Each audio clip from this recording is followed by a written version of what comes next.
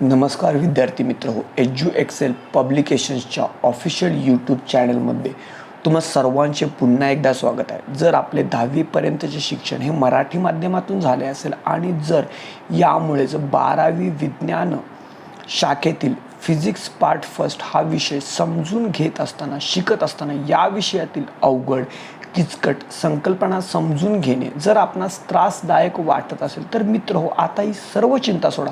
कारण आमच्या edu Excel पब्लिकेशन्सच्या ह्या ऑफिशियल यूट्यूब चॅनलच्या माध्यमातून आपल्याला फिजिक्स पार्ट फर्स्ट आम्ही शिकवणार आहोत, चक्क मराठी भाषेतून. होय, आमच्या या ऑफिशियल यूट्यूब चॅनलतर्फे आम्ही 12वी सायन्समधील फिजिक्स पार्ट फर्स्ट साध्या सोप्या आणि सुलभ मराठी भाषेतून शिकविणार आहोत. आम्ही फिजिक्स पार्ट या विषयातील सर्व अभ्यासक्रम अवघड व किचकट संकल्पना आपल्याला साध्या सोप्या आणि सुलभ मराठी भाषेतून शिकवणार आहोत. तर मग आजच फिजिक्स पार्ट फर्स्टची काळजी सोडा आणि मित्र हो, आमच्या चॅनलला सबस्क्राईब करा. तुमच्या मित्रमैत्रिणींना देखील आमच्या चॅनलची माहिती करून द्या. तसेच तुम्हाला फिजिक्स पार्ट शिकविण्यासाठी डेव्हलप केलेले हे कंटेंट, हे नोट्स हे आम्ही आमच्याच एज्यू एक्सेल पब्लिकेशनतर्फे डेव्हलप केलेले आहेत, विकसित केलेले आहेत. आणि मित्रहो, लवकरच हे आमच्या प्रत्येक यूट्यूब चॅनलच्या व्हिडिओमधील डिस्क्रिप्शनमध्ये एक लिंक आम्ही देणार आहोत की ज्या लिंकद्वारे तुम्ही हे डाउनलोड करू शकता. आणि हे नोट्स प्रत्येक चॅप्टरचे हे नोट्स जे 60 ते 80 पेजेस असतील की जे आम्ही डेव्हलप केलेले आहेत, तुमच्यासाठी ते अत्यंत नाममात्र शुल्कामध्ये उपलब्ध असतील.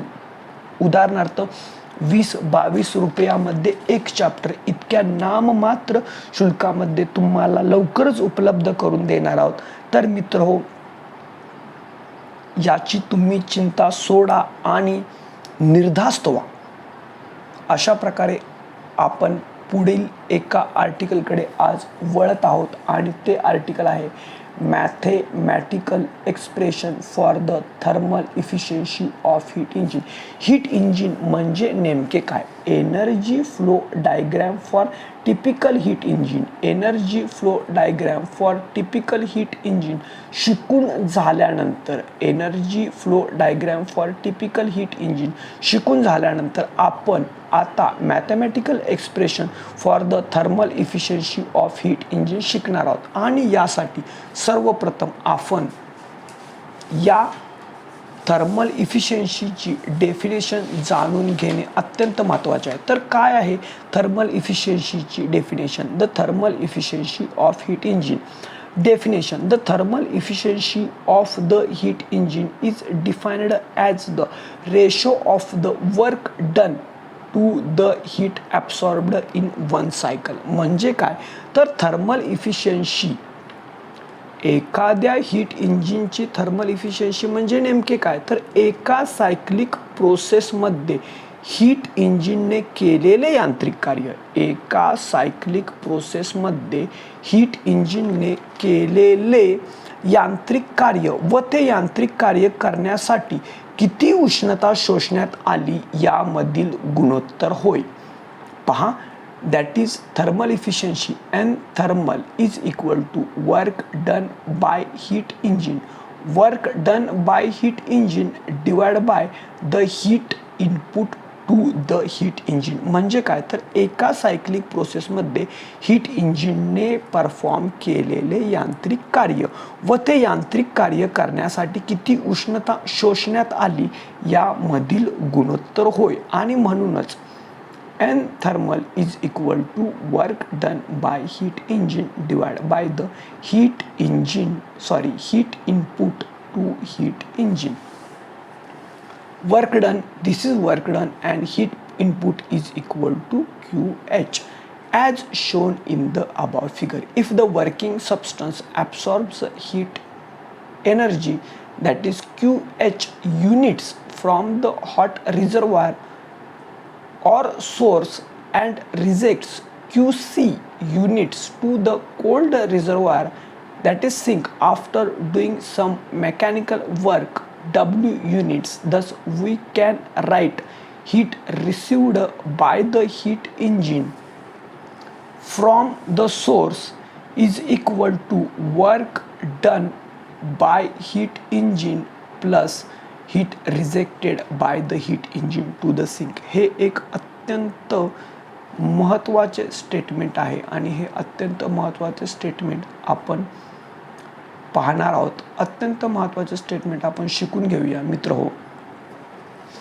As shown in the above figure, if the working substance absorb heat QH units, आपल्याला माहितच आहे की वर्किंग सबस्टन्स जो हीट इंजिनमध्ये असतो तो वर्किंग सबस्टन्स जर QH युनिट्स इतकी उष्णता शोषत असेल कुठून तर from the hot reservoir and rejects QC unit of the QC units to the cold reservoir or sink after doing some mechanical work W units, then we can write heat received by the heat engine from source is equal to work done by heat engine plus heat rejected by the heat engine to the sink. This is the very important statement. याचा अर्थ काय तर जेवढी उष्णता ही hot reservoir कडून शोषण्यात येते, जेवढी उष्णता ही हॉट रिझर्वायर कडून शोषण्यात येते,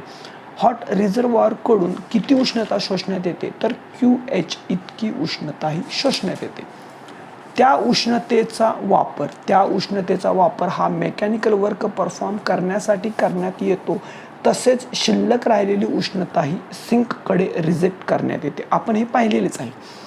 जेवढी उष्णता ही हॉट रिझर्वायर कडून शोषण्यात येते त्या उष्णतेचा वापर हा मेकॅनिकल वर्क परफॉर्म करण्यासाठी करण्यात येतो आणि शिल्लक राहिलेली जी उष्णता आहे ती सिंककडे रिजेक्ट करण्यात येते.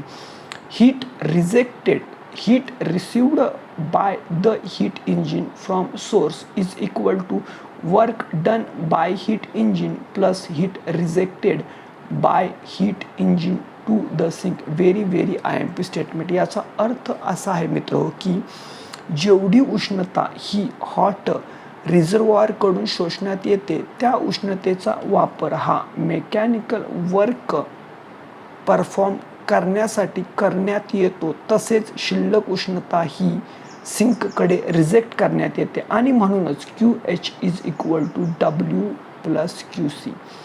QH is equal to W plus QC. Therefore W is equal to QH minus QC. आता हे QC एका बाजूला घेतलेले आहे. Now the thermal efficiency of the heat engine is given as thermal efficiency is equal to heat engine output divided by heat engine input.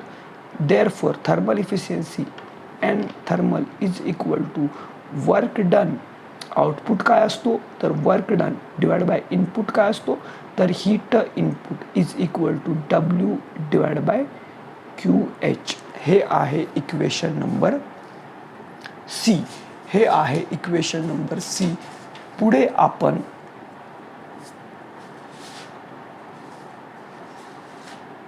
या thermal efficiency चे पुढील statement पाहणार आहोत. त्यासाठी मी पेज टर्नआउट करत आहे.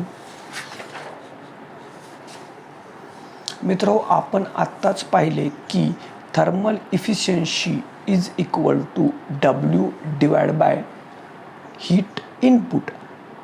Thus, according to the equation C, the thermal efficiency of the heat engine is the ratio of the work done by the working substance as the amount of heat absorbed by it.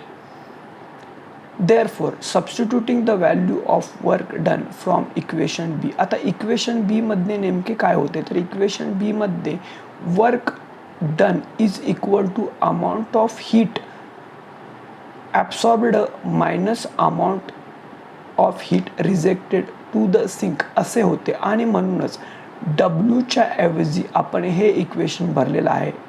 Thermal efficiency is equal to QH minus QC divided by amount of heat absorbed that is equal to 1 minus QC divided by QH. हे equation number D आहे आणि equation number D हेच finally the mathematical expression for the thermal efficiency of a heat engine in terms of heat.